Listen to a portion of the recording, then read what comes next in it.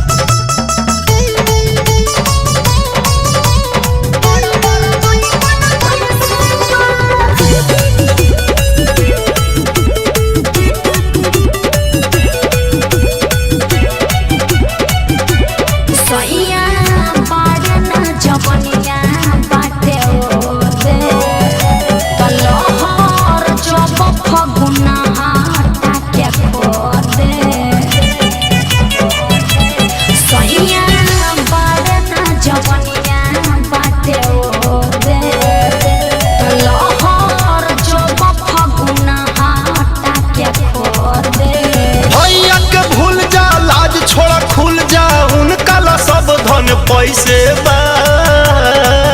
हाँ तो सुनिए वो काम करी पता लगा पाए होते बरू पता लगा पाए होते बरू बड़ा बड़ा कोई बन पैसे बा। पता लगा पाए होते बरू बड़ा बड़ा कोई बन पैसे बा। कहाँ दिलू हर चूझा काहे इशारा थोड़ा साफ कीजिए, थोड़ा नजरिया चेंज कीजिए।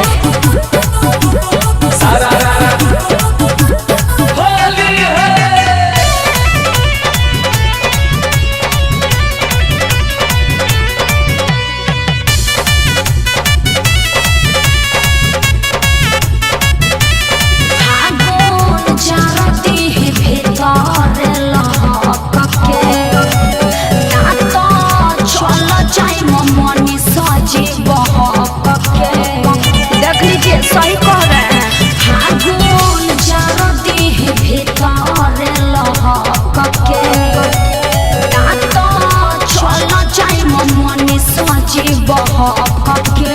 रानी है के साथ साथ साइले से अखिलेश सवांगे के जैसे बा। सुनिए खाली एगो काम कर दीजिए।